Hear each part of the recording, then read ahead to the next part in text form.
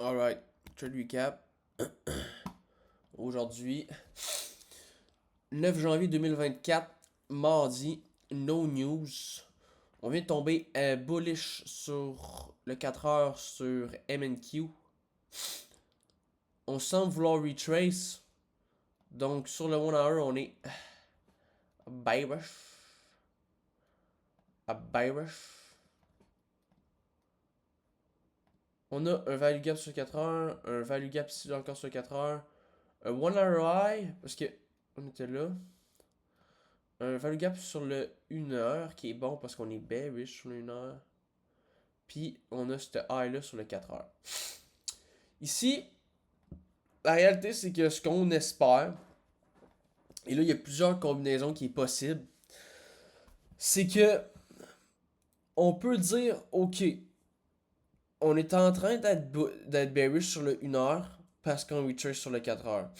Mais ce que ça pourrait dire, c'est que si on s'en va chercher le high là, ou le value gap là, puis qu'on voit des confluences vers bearish, ce que ça pourrait dire, c'est que, ok, on était bearish sur le 1 heure, puis on retrace pour continuer le big retrace sur le 4 heures.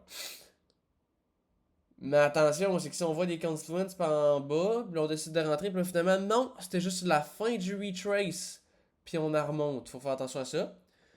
Ou sinon, ce qu'on peut. Aussi l'autre combinaison, c'est de dire, ok, mais on va hit ça, puis on va attendre de voir des confluences, tu sais, pour juste tac, juste genre, ok, on était bearish sur le 1 heure, on cote la fin du retrace, puis boum, on s'en va en haut. Mais faut faire attention, parce que quand on voit des confluences, on peut juste très bien dire, ouais ben non, on a pris aucune confluence, mon ici, puis on a redescendu.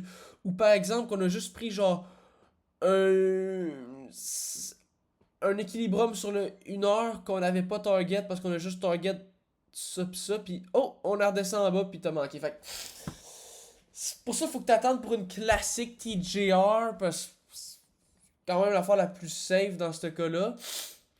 Fait que c'est un peu ça qu'on attend pour. On voit que MNQ c'est ça, mais que IS lag. Un peu. Oups, un peu. Ah! Qu'est-ce que c'est ça? Ok. Tac. Fait que SMT, right? Et là, qu'est-ce qu'on voit? Break of structure, genre right here. BB, coming into the BB. Fait que, wait. Ouais, ça. Long, c'est vrai, j'ai long. Ouais. Puis là, hit le BB. J'ai rentré à 34, je pense. Complètement late, en fait, là. Genre, très late. J'ai rentré là. Ouais, j'ai rentré à I34.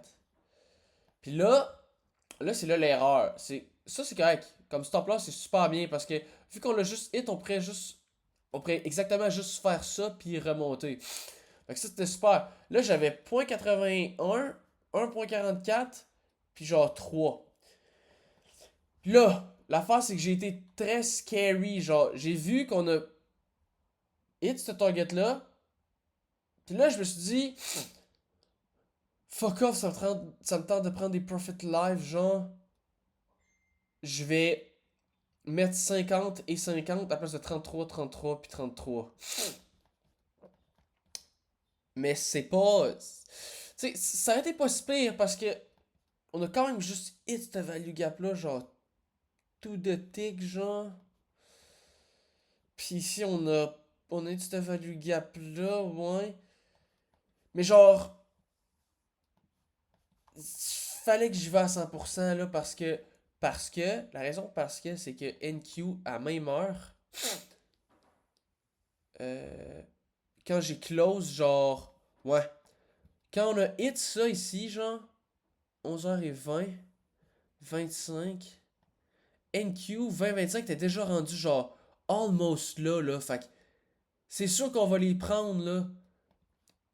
Puis IS laguait, fait que j'aurais dû juste mettre 33, puis j'aurais eu, mais finalement, Ok, peut-être que je m'explique mal, peut-être faire des trade recap mieux la prochaine fois, là, mais. Parce qu'on parle, mais on parle pas trop, là. En tout cas.